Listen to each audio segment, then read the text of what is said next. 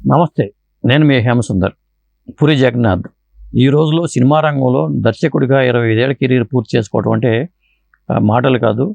ఎందుకంటే పూరి జగన్నాథ్ గారు మొదటి సినిమా 'బద్రి' రిలీజ్ అయ్యి మొన్న ఏప్రిల్ 27 తారీఖుకి దాదాపు 25 ఏళ్ళు అయిపోయింది.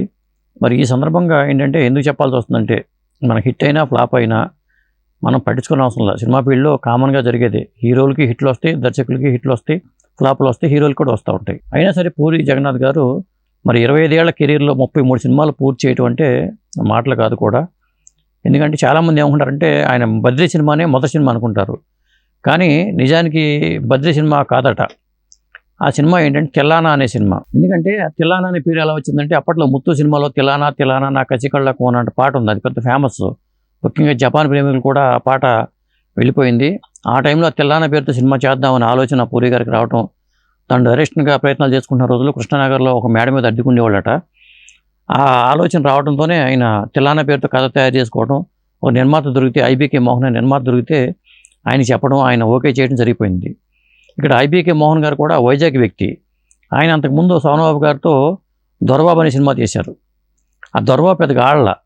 దాంతో అయినా సరే ఈ సినిమా మొదలుపెట్టారు. ఒక షెడ్యూల్ కూడా పూర్తి చేశారట. మరి ఫైనాన్షియల్గా ఫైనాన్స్ ఇచ్చేవాళ్ళు ముందుకు రాకపోవడంతో ఆ షెడ్యూల్లోనే సినిమా ఆగిపోయింది. మరి సినిమా ఆగిపోయింది కదా, మరి నిరుత్సాహపడాల్సిన అవసరం ఉంటుంది కదా ఎవరికైనా సరే. కానీ పూరిలో ఆ నిరుత్సాహపడాల. ఆయనలో ఫైర్ ఉంది. అయినా ప్రయత్నాలు చేసుకుంటేనే కృష్ణనగర్లో కష్టాలు పడుతూ ఉన్న టైంలోనే రామప్రభ గారు ఓ మాట అన్నారట. నువ్వు కృష్ణ గారితో సినిమా ఆగిపోవచ్చు, లేకపోతే వాళ్ళ అబ్బాయితో సినిమా చేస్తావు, నీకేం తెలుసు అన్న మాట. ఎందుకంటే రామప్రభ గారి ప్రస్తావన కూడా ఎందుకు వచ్చిందంటే, రామప్రభ గారికి కష్టాల్లో ఉన్నప్పుడు నెల పూరి జగన్నాథ్ గారు కొంత అమౌంట్ పంపిస్తున్నారు అనేది మనకు తెలుసు. ఓ ఇంటర్వ్యూలో రామప్రభ గారు చెప్పారు ఆ విషయాన్ని. అప్పుడు ఇంకా మహేష్ బాబుతో రాజ్కుమార్ సినిమా కూడా ఇంకా స్టార్ట్ అవ్వాల. అయినా సరే రామప్రభ గారు అన్న మాట ఆ తర్వాత కాలంలో నిజమైంది. మరి అదే 'పోకిరి' సినిమా. ఇవాళకి 'పోకిరి' సినిమా ఎంత పెద్ద హిట్టో మనందరికీ తెలుసు. అలాంటిది మరి పూరి జగన్నాథ్ ఆ తర్వాత 'పోకిరి' చేయటం కానీ, లేకపోతే పవర్ స్టార్ పవన్ కళ్యాణ్తో ఏదో రిఫరెన్స్ మీద వెళ్ళటం, పవర్ స్టార్ పవన్ కళ్యాణ్కి ఆ కథ నచ్చటం, 'బద్రి' సినిమా రావడం జరిగింది. ఆ 'బద్రి' సినిమా ఏదో కాదు, ఆ 'తిల్లానా' కథే. ఆ 'తిల్లానా' కథని కొంత అటు ఇటు మార్పులు చేసి ఒక కొత్త కథగా పవర్ స్టార్ పవన్ కళ్యాణ్కి నిర్మించడం, ఆయన ఆ రోజుల్లోనే నమ్మకంతో ఈ పూరి జగన్నాథ్కి అవకాశం ఇవ్వడం కూడా గొప్ప విషయం అని చెప్పాలి. ఎందుకంటే అందులో నందా పాత్రనేమో ప్రకాష్ రాజ్ గారు పోషించారు. బద్రీనాథ్ అనే పాత్రనేమో పవన్ కళ్యాణ్ పోషించారు. నువ్వు నందా అయితే బద్రీనాథ్ అనే డైలాగ్ కూడా మాకు తెలుసు. ఎందుకంటే డైలాగులు అంత పవర్ఫుల్గా రాయటం కూడా పూరి జగన్నాథ్ గారికి మొదటి నుంచే ఉంది. ఇప్పటికీ కూడా ఇప్పుడు 'బిజినెస్ మ్యాన్' కానీ, లేకపోతే 'లైగర్' కానీ, ఇట్లా చూసుకుంటే ఆయన ప్రతి సినిమాలో కూడా ఇట్లు 'శ్రావణి సుబ్రహ్మణ్యం' కానీ, 'ఇడియట్' కానీ ఏ సినిమా చేసుకున్నా చాలా ఫాస్ట్గా పూర్తి చేయటం అనేది మనకి పూరి జగన్నాథ్ గారికి ఉన్న ప్రత్యేకత అని చెప్పాల్సి వస్తుంది. ఎందుకంటే 25 ఏళ్ల దర్శకుడిగా నా కెరీర్ని చూసుకుంటే ఒడిదుడుకులు అనేవి సహజం. అయినా సరే మళ్ళీ ఆయనకి 'బెగ్గర్' అనే ఆ సినిమా మొదలుపెట్టారు. ఎందుకంటే విజయ్ సేతుపతి యాక్సెప్ట్ చేయటం కానీ, మరి గతంలో 'బిచ్చగాడు' అనే పేరుతో ఒక సినిమా వచ్చి అంత పెద్ద హిట్ అని తెలుసు. మరి పూరి గారు కూడా 'బెగ్గర్' అని చేస్తున్నారంటే అందులో ఏదో ఒక ప్రత్యేకత ఉండకపోదు. ఎందుకంటే మనకి ఒక్కోసారి ఏమవుద్దంటే సినిమా రంగంలో ఇక మన పని అయిపోయింది, పక్కన పెట్టేద్దాం, లేదా అతని పని అయిపోయింది అతను పక్కన పెట్టేద్దాం అనేవాళ్ళు చాలామంది ఉంటారు.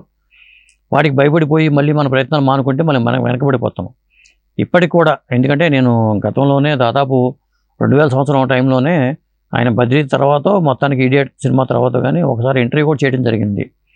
ఎందుకంటే ఆయన తను ఎలా ఉండాలనుకుంటాడో అలాగే ఉంటాడు. నటించడం కానీ, యాక్ట్ చేయటం, సినిమాల్లో యాక్ట్ చేస్తారు కానీ ఆయనకి నటించడం రాదు. అలాగే రవితేజ గారితో కానీ అంత ఫ్రెండ్షిప్ ఉంది. ఆ ఫ్రెండ్షిప్ వల్లే ఆ 'ఇడియట్' లాంటి సినిమాలు కానీ వచ్చిన సినిమాలు మనకు తెలుసు. వాళ్ళ కాంబినేషన్లో ఎన్ని హిట్లు వచ్చినాయి మనకు తెలుసు. అలాంటి పూరి జగన్నాథ్ గారి గురించి ఫేస్బుక్ వాల్ మీద ఒక కథనం చదివేసరికి నాకు ఈ వీడియో చేద్దాం అనిపించింది. 25 ఏళ్ల దర్శకుడిగా పూర్తి చేసుకోవడం అనేది మాటలు కాదు కాబట్టి, ఆ ఫేస్బుక్ వాల్ మీద రాసిన వ్యక్తి కూడా చాలా నాటకీయంగా రాశాడు. ఆయన పొట్టివేరే టెలిఫోన్ బూత్ అనేది కృష్ణనగర్లో ఉండేది అప్పట్లో. మా ఇల్లు కూడా ఆ దగ్గరలోనే ఉండేది.